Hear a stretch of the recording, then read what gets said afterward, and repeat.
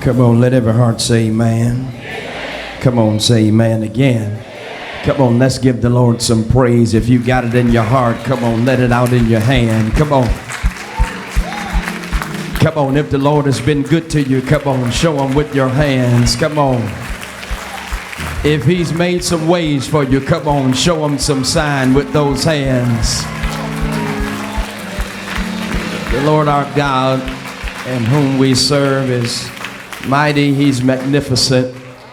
He's miraculous, and we're thankful to God today for our ability to be here and to move and have our being. We give honor to all of these men and women of God who are sharing in the pulpit with us today, and we give celebratory honor to the angel of this house in the personality of Dr. Belser and Sister Belser. Come on, let's give God some praise for them. 17 years of service. Come on, come on. Give God some praise for your pastor and your first lady. You have a mighty man of valor.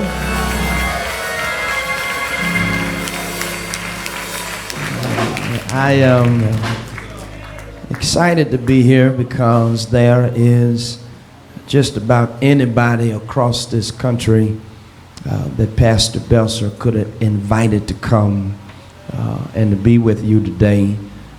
But it is in the presence of our friendship and kinship that I'm grateful for him extending this opportunity, and because of who he is to me in my life as well as ministry is why I am here on a Sunday morning. There are not too many people that can pull me away from where we've been assigned, but when you have brothers who are part of your family, you go out of your way to extend and to be with them when they request for you to share in their celebration. So I love you, Pastor, and I thank God for who you are and who you are to me. Amen. Has God been good to anybody in this place? Come on, if you know God has been good to you, testify to your neighbor, tell him God's been good to me.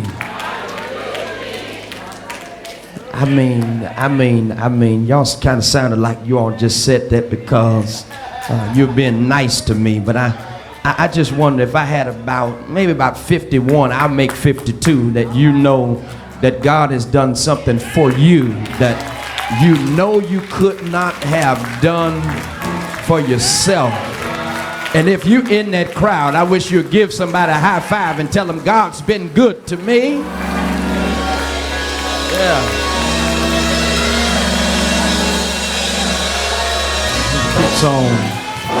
He keeps on doing great things. And listen, First Baptist, I have my mother is here with me and my sisters. Come on, Mama, raise your hand. Let everybody see. Amen. I thank God they came to be with me today. They travel all the way to Waukegan to be with us and as members of Greater Faith. But I'm grateful that they were able to save a little miles today and to come and to share. Listen, I want to I'm gonna get to the word, but my mother's here. I want to do this song. It's a song she really likes, and I'm not that much of a singer, but y'all kind of bear with me just a little bit. Hey, Ma, give me A flat. Do that. It's a song. I promise you, you might know it.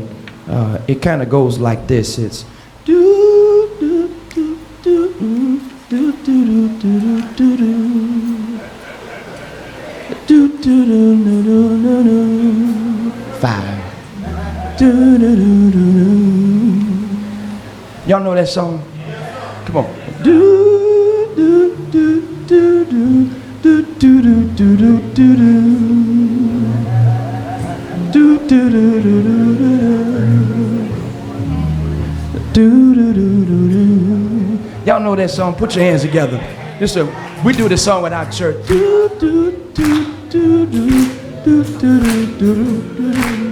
you go. Come on. Put your hands together. Come on. Come on, give me some snare. This is the words we do at our church. It goes like this. It says, times in life you're gonna get weary. Eyes will get teary from things that bother you. Come on, put them hands together. But there is hope. You gotta believe it. God's gonna see to it. He'll fix it for you. Can I sing it again? Listen. Times in life you're gonna get weary. Eyes get teary from things that bother you. Come on, pick it up to me. Come on. Come on, put them hands together. But there is hope. You gotta believe it. God's gonna see to it. He'll fix it for you. And this is what you sing in your car. You say, I know that God is able to fix it. He'll fix it. He'll fix it for you.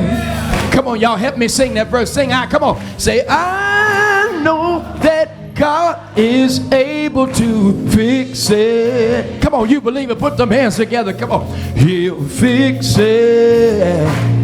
He'll fix it for you. Let me sing one more verse. I promise you, I'm going to leave it alone. Sometimes up, sometime you'll be down. You got friends and loved ones that won't even come around. But this is what I tell you. Keep looking up. God's gonna fix it. He's gonna see to it.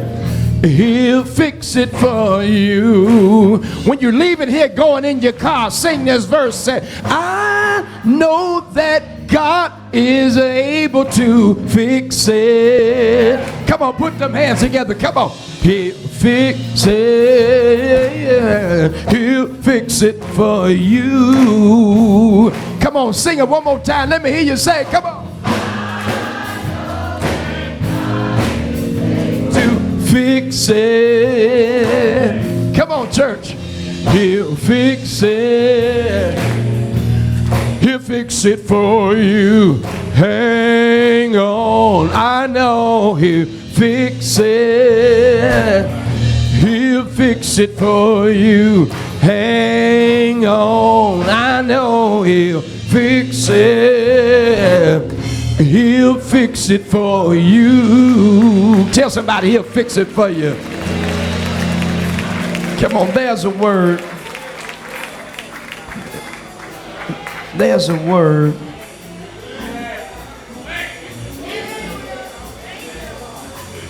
There's a word in, let's go to 2 Corinthians. 2 Corinthians.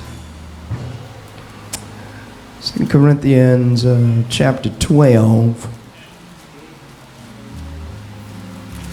Chapter 12.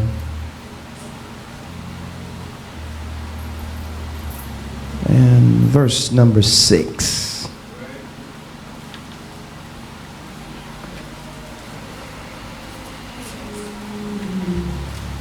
Second Corinthians chapter 12, verse number 6. Well, when you have it, say amen.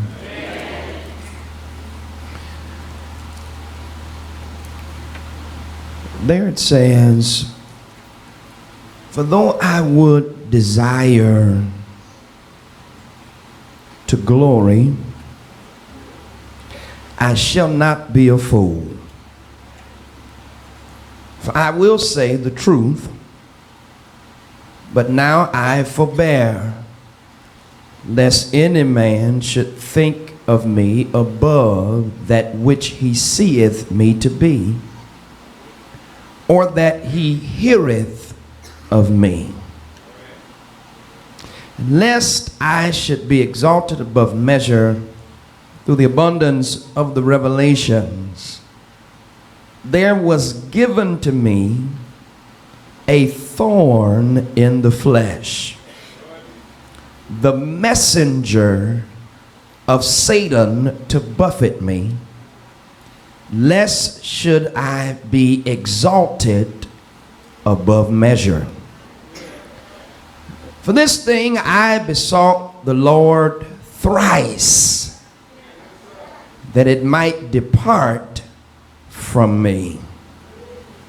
And he said unto me, my grace is sufficient for thee, for my strength is made perfect in weakness. I want to stop there at that clause, verse 9. I want to use for this tag of this message, thank God for your thorn. Thank God for your thorn. Look at somebody by you real quick and tell them, say, neighbor, tell them, thank God for your thorn. Come on, let's give the Lord a hand of praise, those of us.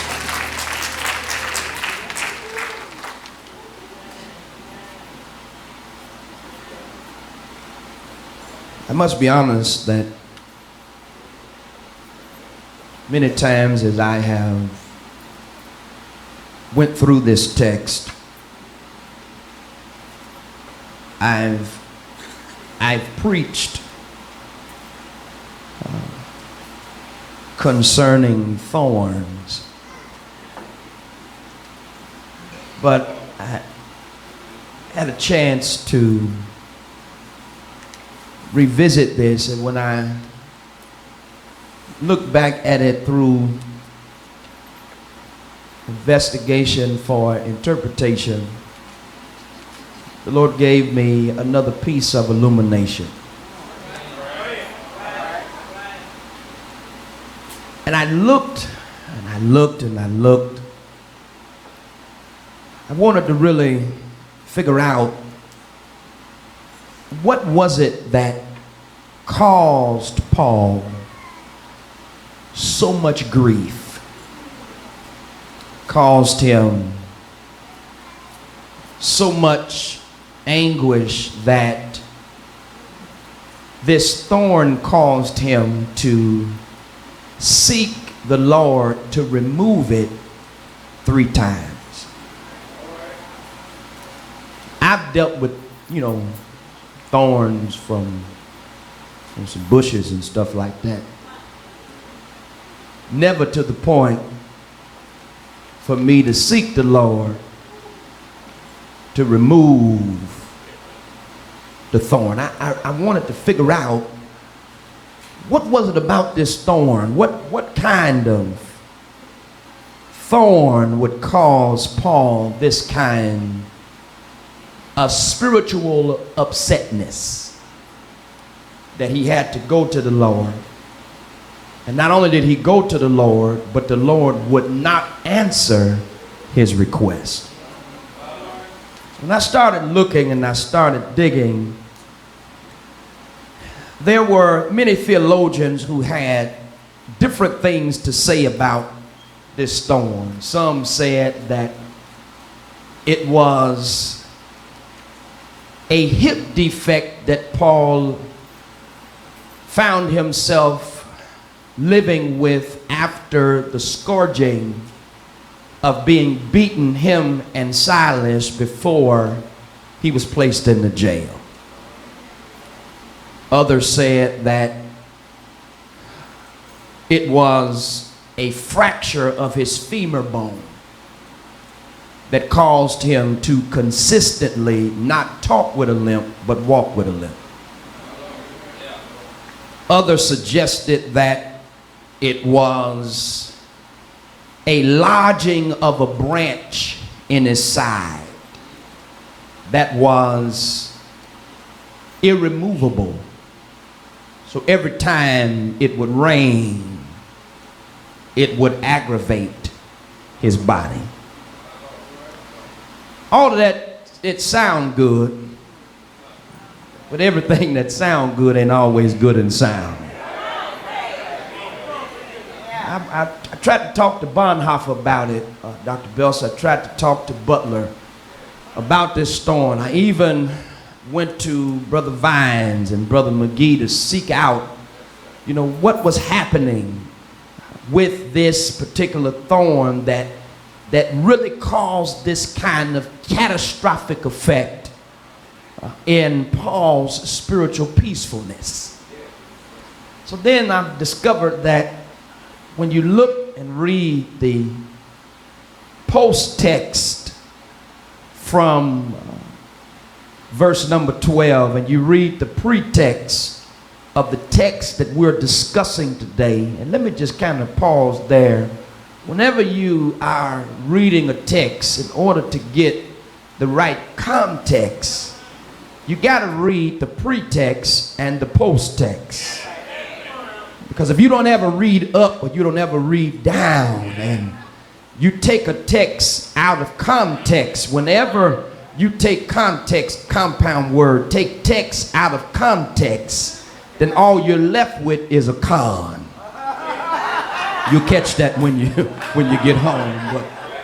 But when I'm looking at this text, I just got to tell you the truth that theoretically, theologically, and biblically, this thorn, ladies and gentlemen, was a noun.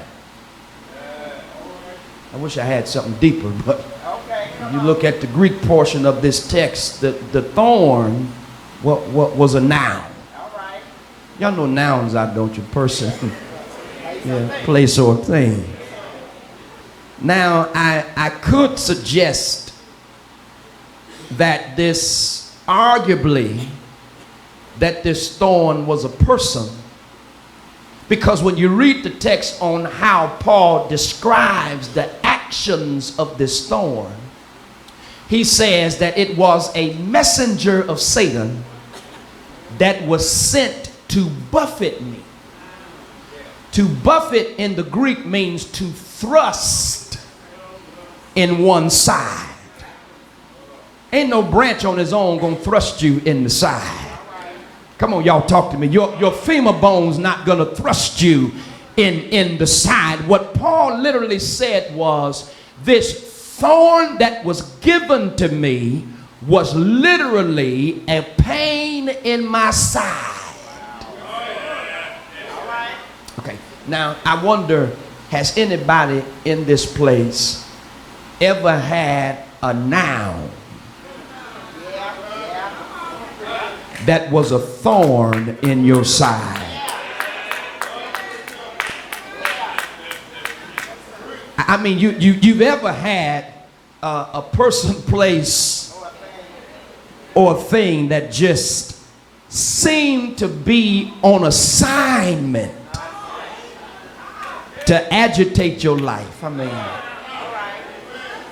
you ever had somebody or something that was just aggravating, never would offer anything positive, just always something negative? I mean, y'all ain't never had nothing like that, but I'm sure I maybe got at least about one or two people here that even ever had some situations that the more you would do good, it just seems like good would never come back to you. I mean, the more you try to help people, the more people use you, or the more people talk about you, the more that you try to live saved, the more you have people on your job pushing your buttons, the more you have people in your family trying to get on your nerves. I mean, I wonder, anybody has ever had a situation in your life that if it wasn't one thing, it was another. Soon as you got this together, it seemed like that over there would go out of place. But I've come to bear witness today that whenever we deal with thorns, let me tell you like this: stop allowing nouns that are on assignment to distract you take your peace, take your joy, and cause your character to take you where your integrity can't even keep you. Yeah, I just thought I'd just kind of just pause to tell you this. But every thorn that comes in our life, ladies and gentlemen, have a purpose.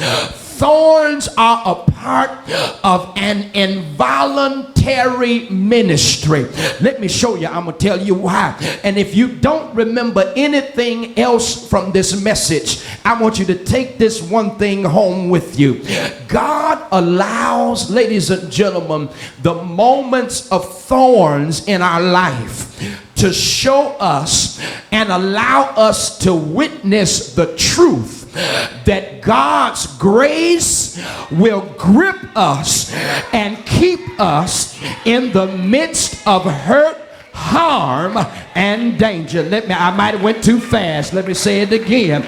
Remember this: God allows thorns to come in our life for us to see the truth and to bear witness that God's grace will grip us and will keep us from any hurt, harm, and danger. I wonder, is there anybody in here that can testify when you look back over your seasons of thorns, it was God's grace that kept you.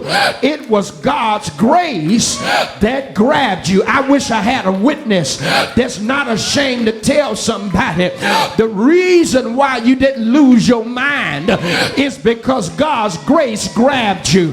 The reason why you are still alive is because God's grace grabbed you. The reason why you didn't go cuckoo for Cocoa Puffs and you're not locked up today is because of God's grace.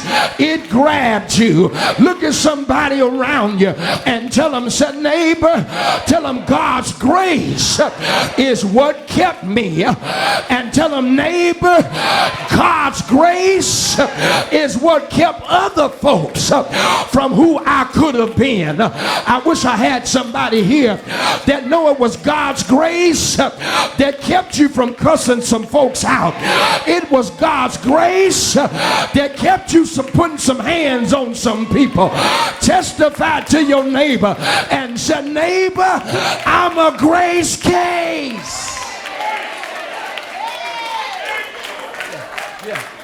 Paul says, he says the thorn was in my flesh. Listen, the first reason, ladies and gentlemen, why you ought to thank God for your thorns, number one, watch this, is because it reminds us of our humanity.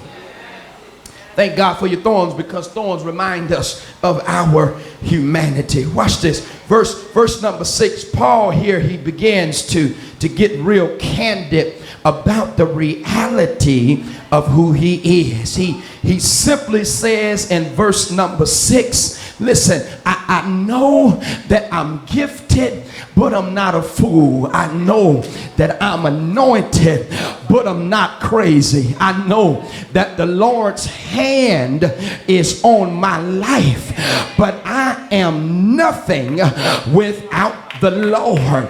It is not me who is in the case of doing what I can do. It is God's grace on my life that has given me the ability to be who I am. I don't want nobody to think more of me than I am. I don't want anybody to see more of me than I really am. I don't want nobody to hear more more than what it is that's coming from me. Ladies and gentlemen, Paul says that I am who I am because he is who he is.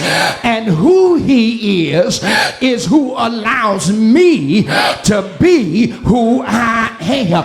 All I'm trying to get some folks to understand is that we all have to get to the reality that when God blesses us, sometimes he sends us thorns to remind us that we are still human.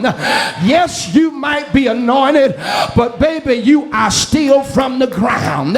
Yes, you might be gifted, but you came into this world and you still got to leave this world. Yes, you might be blessed, but baby, you got to understand that we are only human. Y'all don't want to talk back to me, but I wish I had about 10 people. I'll make number 11, that you realize that you are no more than who you really are.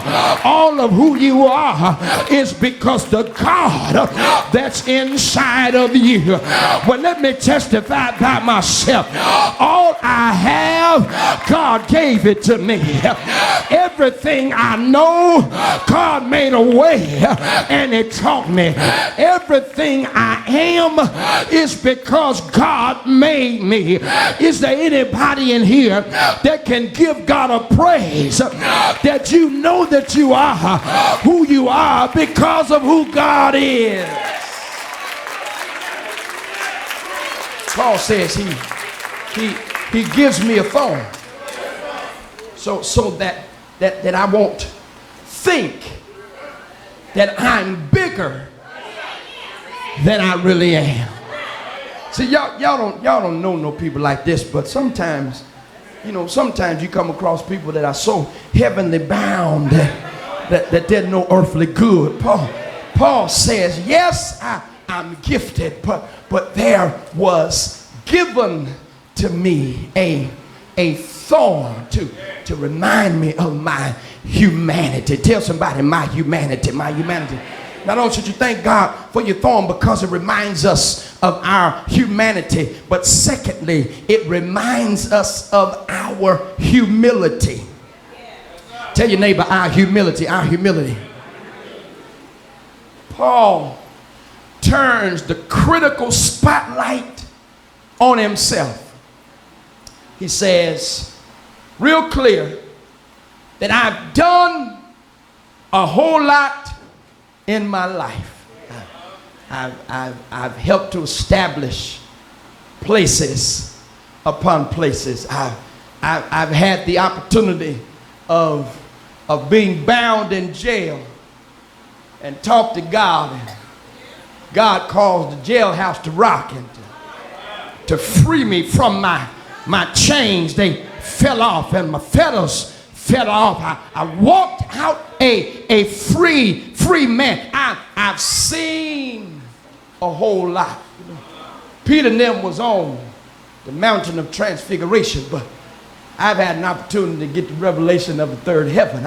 I've seen a whole lot, but he says that in all of this and all of these languages and all that I know, he still says, I count myself not yet to have apprehended, he says, because I know that it is not me, but it is greater than is he that is in me. He says, the thorn was given to me to remind me of my humility, because Paul understood that there sometimes is a correlation between successfulness and conceitedness.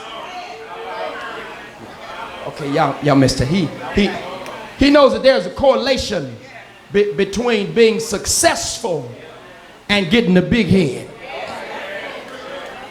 He says that there's a such thing as getting what you desire and thinking that it's you versus the God that's in you.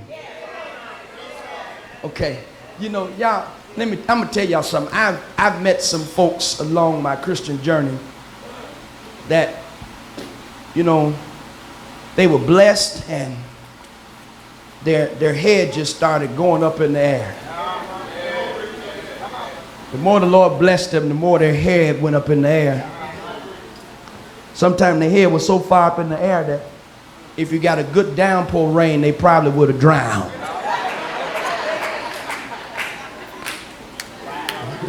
I mean, you know, you got, and sometimes when you're blessed, you got to be careful of how you claim those blessings. Don't let me stay there. Don't let me stay there.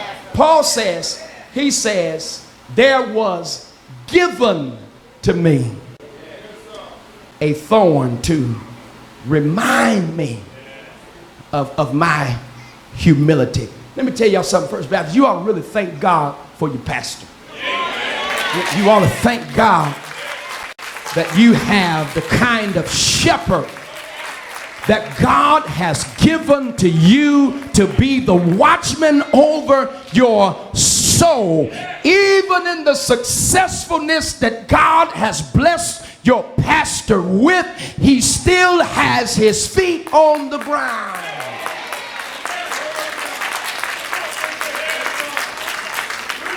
Dr. Bell said there are some folks and some guys I go to preach for. And I got to be honest with you, one of my homeboys is in the southern region of this country, and I was his friend when he didn't have nothing. I was his friend that when he would come preach for me, that we would preach him to help him keep his lights on and keep his gas on. I was that friend. And see, the Lord has blessed him, and I promise you, as soon as he got that blessing, I promise you, his head went all the way off the ground. But let me tell y'all the truth. I'm that friend that will keep you on the ground.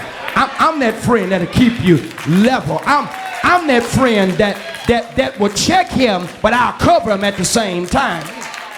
Coming through the church, we were coming through the church, and I tell you, I got to tell you the story. We were coming through, and they turned the lights off, and you know, it was like a concert when I was coming down the aisle. I was like, okay, this is cool. He's got a 2,000 seater.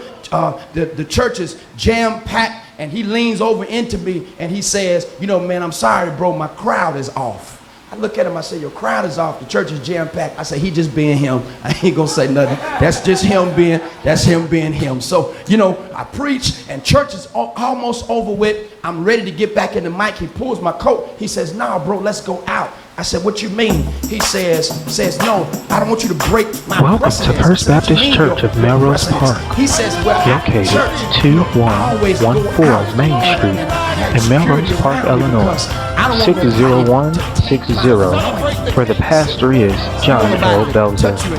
Your anointing. I said, okay, bro, this is what you do. Pastor, you go on out and you know, you go on to the office if that's what happens with your anointing. But I like to shake hands. I like to thank people who have come to church. Whatever you do, that's on you. But I'm going to do what God has called me to do. And sometimes you got to thank God for leaders in your life that you can reach on the phone, that can come to the hospital, that will show up at funerals and don't have to be preaching. Thank God for your pastor. Paul says, I don't have a big head, but he said, but to keep my feet on the ground, there was given to me. The word given is in the connotation of a gift. So Paul literally says, a gift to me, a thorn. The messenger of Satan. Do y'all see that in Texas? It says to me a thorn, a gift, a thorn. Not a rose, but a thorn. The gift I received was a thorn. The messenger of Satan. How could the messenger of Satan be a gift? That's kind of an oxymoron. You would look at an angel as being a gift. Somebody who is pleasing, you know, not argumentative. Come on, talk to me. Just nice all the time, but a messenger of Satan to be a gift. When he says given, it's in the context of a gift. He says, there was gifted to me. I don't know if you see it like this, but I have some tension with this part of the text, because how can something so negative be positive? How can something that appears to bring you pain give you peace of mind? How can something that's designed to hurt you help you? Let me say it like this. I think y'all didn't see it that way. How can you hurting me can help me? This is the only way I can describe this, Pastor Belser, is there was a husband who brought some roses home to his wife. 2 dozen of roses in a box. These were not just any kind of run-of-the-mill roses. These were roses that he cut fresh from a garden. The roses were so fresh that the effervescence of the roses filled the room. So not only did the wife see the rose, but she could smell it with her nose. It not only was on the table, but it started to consume the entire room. She goes to reach for the roses in the box. As she grabs the stem, immediately pain shoots up her arm. She starts bleeding on the roses in the box. Now, the critical analysis of this, when she responds, she does not complain to her husband. She does not give advice on what her husband could have done differently with the roses. She does not tell him why would he give her something that caused her so much pain. When she responds to her husband, she pulls the roses by the stem, and holding the roses up by the stem, bleeding down her arm, she says, I love you and thank you for showing me your appreciation.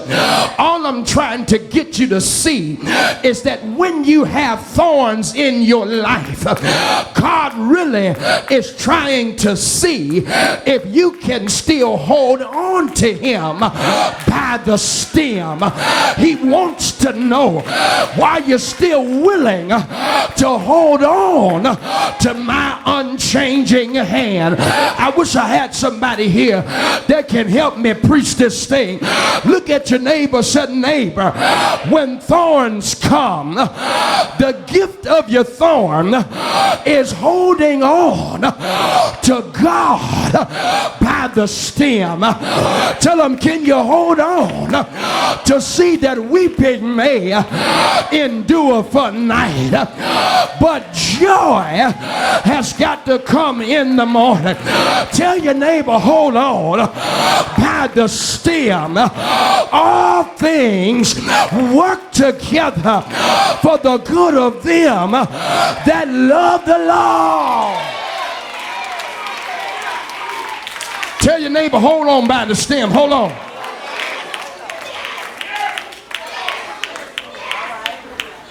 Good evening, church. I got to sign off now. I've been holding you too long. But you got to thank God for your thorn.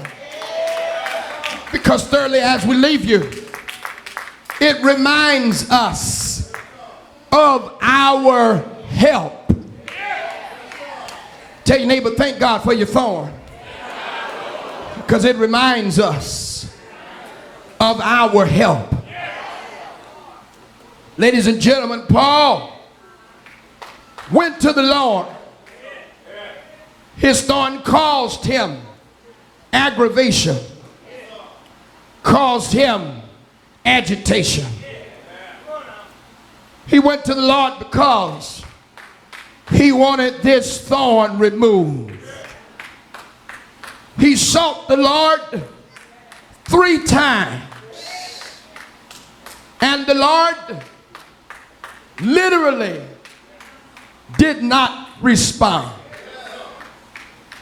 His unresponsiveness to Paul's request allowed Paul to see that the Lord was not going to remove this thorn. See, I promise you, I'm going now. I'm Baptist. I got to have at least 3 closes.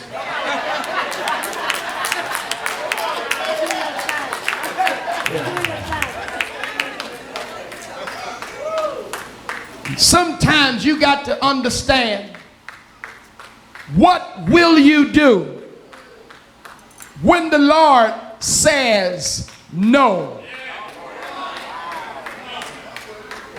Been serving him, been with him a long time. What do you do when he doesn't even say no, but he shows you no? This ain't for everybody, because I'm surrounded by folks who every time they ask God for something, he tell them yes all the time. I know, I understand. But there's a small crowd of us that's had moments with thorns. You've struggled because you wanted God to remove it, but the thorn kept showing up. You were still dealing with the trial and tribulation. So, ladies and gentlemen, I know sometimes we go to God Welcome to First Baptist Church of Melrose Park, located sometimes you got to understand that God is not only a deliverer, Park, Illinois, but he's also 60160, a developer. where the pastor is John L. Belzer. We invite you to join us on Sundays at 10 a.m. for worship and at 12 noon on Wednesdays for our midweek Bible study. We ask that you please do not talk during our time of corporate prayer at the beginning of our Sunday worship service. If you do wish to fellowship, we ask that you please do so in the foyer or the hospitality room outside of the sanctuary. We want you active and progressive, so feel free to join the ministry in the church. Please see a ministry leader concerning becoming a part.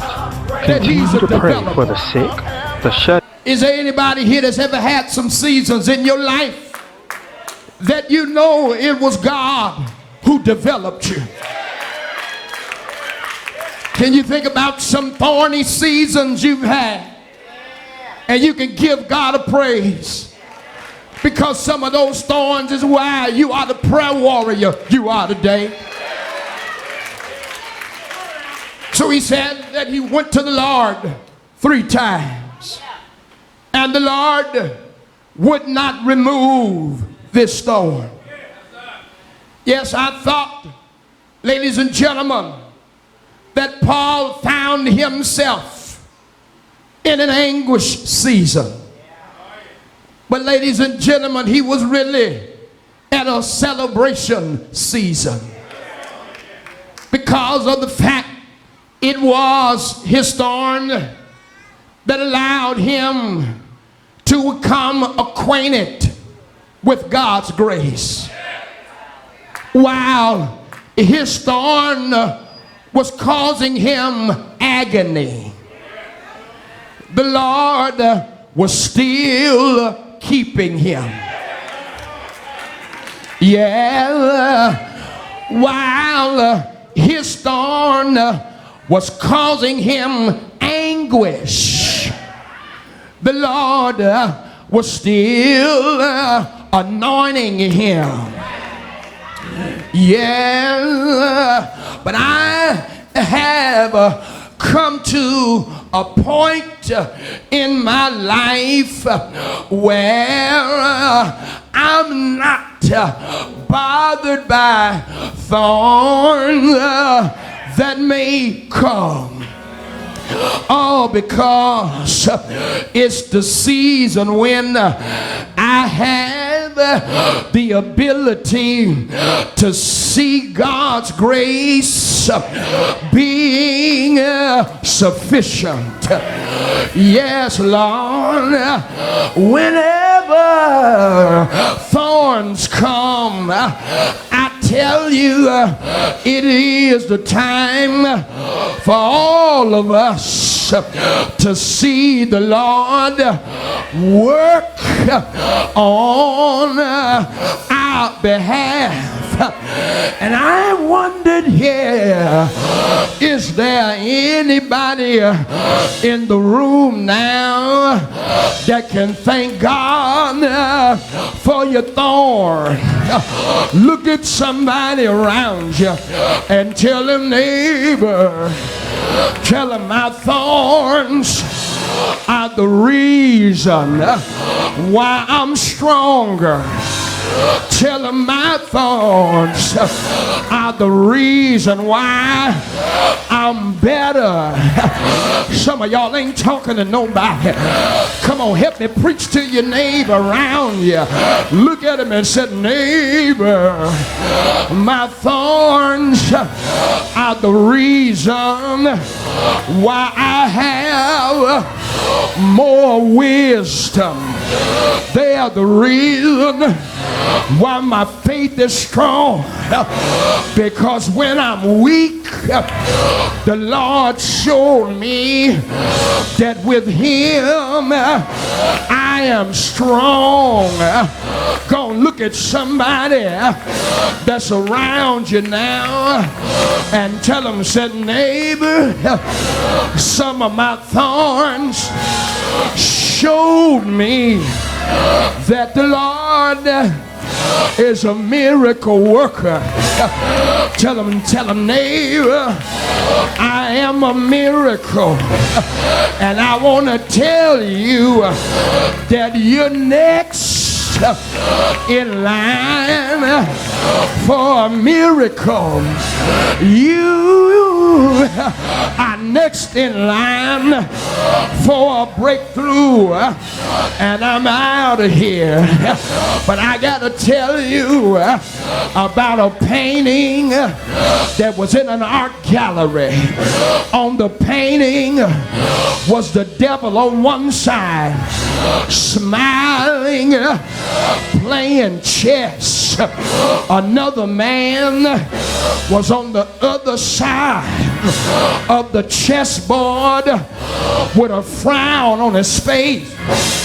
And the title of the painting was The Devil Wins the Game. And here it was, a chess champion saw the painting and instantly he got angry because he said the painting was wrong. He called the owner of the gallery and said, sir, who made this painting? He said it was a worker here. He said, well, go get the worker because he needs to change the title. He said, why is that? He said, because the devil is not on the winning side. He said, look at the painting. The man is frowning. The devil is smiling. He said, well, maybe The painting should be titled, "The Devil is Not Gonna See It Coming." He said, why should he say that? He said, well, look at the chessboard. The devil hasn't won because the man has one more move, and his hand is on checkmate. Oh, I gotta get out of here. But I wonder, is there anybody here that know you alive because the Lord had one more move? You survived because the Lord had one more move. I gotta tell you, the devil thought he had the victory, but Jesus went on Calvary. One Friday he died. Anybody know he died? But he didn't stay dead. Early Sunday morning, didn't he get up? I said, didn't he get up with all power in his hand? Look at somebody around you and say, neighbor, thank God for your thorn, because whatever it is, hang on in there. The Lord will come to your rescue. Ain't he all right? I said, ain't he all right? Have he made a way for you? Have he opened doors for you? Come on, grab a neighbor. Grab somebody by the hand. Come on, grab them by the hand and tell them, said, neighbor, shaking your hand. Come on, said, neighbor, I'm shaking your hand because I want you to know what it feels like to shake a hand of a survivor. Tell them, amazing grace, how sweet the sound that saved a wretch like me. Ain't he all right? Ain't he all right? Say yeah, yeah.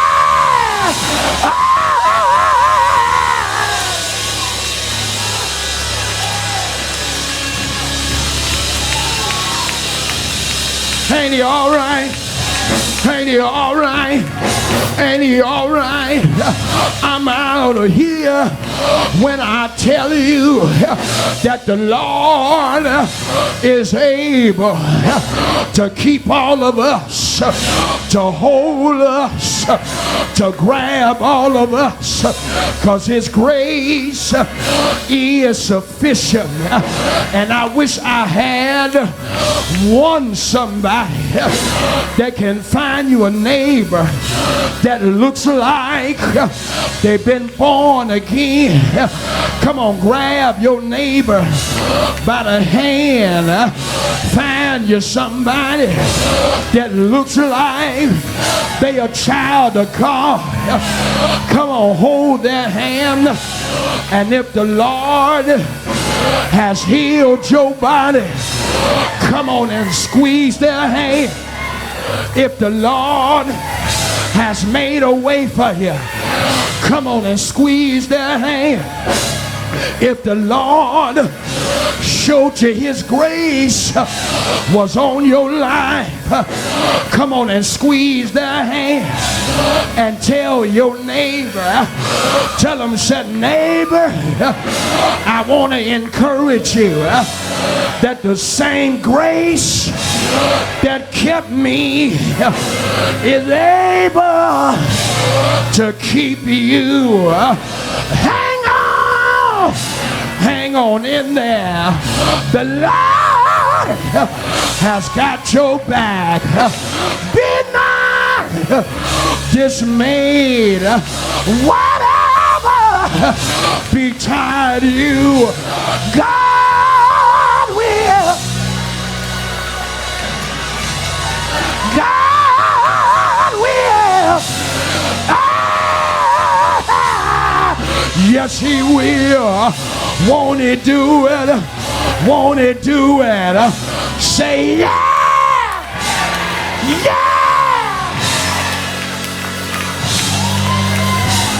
Give somebody a high five and tell them he will, he will.